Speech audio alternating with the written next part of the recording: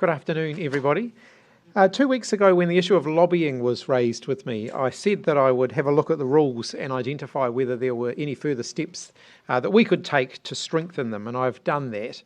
Today I'm announcing several steps that we're going to take to introduce greater transparency around the lobbying that happens here at Parliament.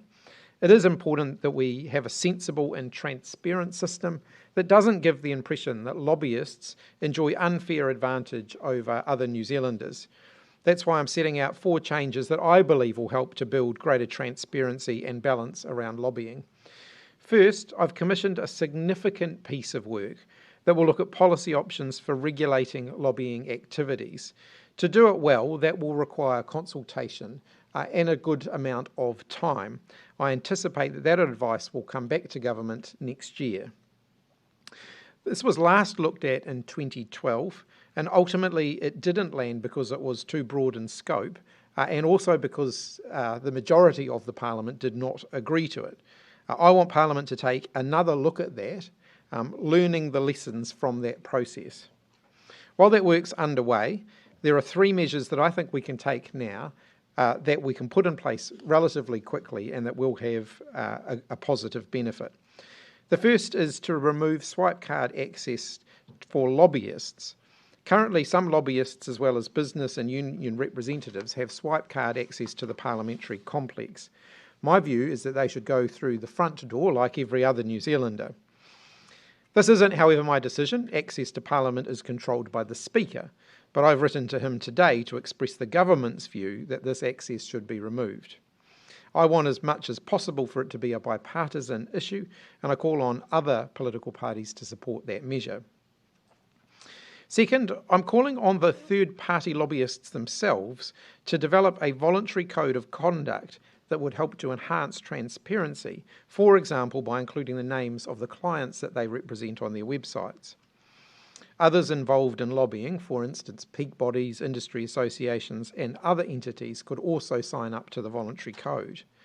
The government will offer assistance from the Ministry of Justice to help draft that code and to draw on overseas practice and guidance if that's useful.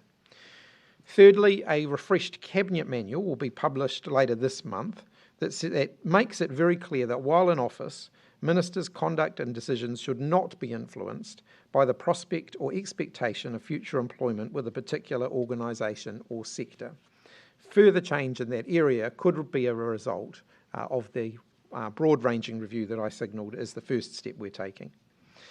Today I am also publicly releasing the terms of reference for the review into Stuart Nash's ministerial communications with donors. The review, which I announced last week, will be carried out by the Secretary of the Cabinet, and it's expected to report back within 2 months. It will look at whether there were any other breaches of Cabinet collective responsibility or confidentiality, or perceived or actual conflicts of interest in communications he had with people and entities who made declared donations to his 2017 or 2020 electorate campaigns. Communications that are in scope include those of letter, email, text message, WhatsApp or Signal between the 26th of October 2017 and the 28th of March 2023 when Mr Nash held ministerial portfolios. I think New Zealand should rightly be proud of our open and accessible government, but I also know that New Zealand is a bit of an outlier internationally in our regulation of lobbying. And I hope that these measures will go some way to further increase the confidence that New Zealanders can have in the transparency and the integrity of the government and its processes. Now on to the week ahead.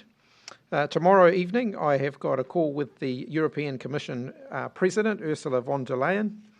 On Wednesday I'm meeting the US Ambassador Tom Udell.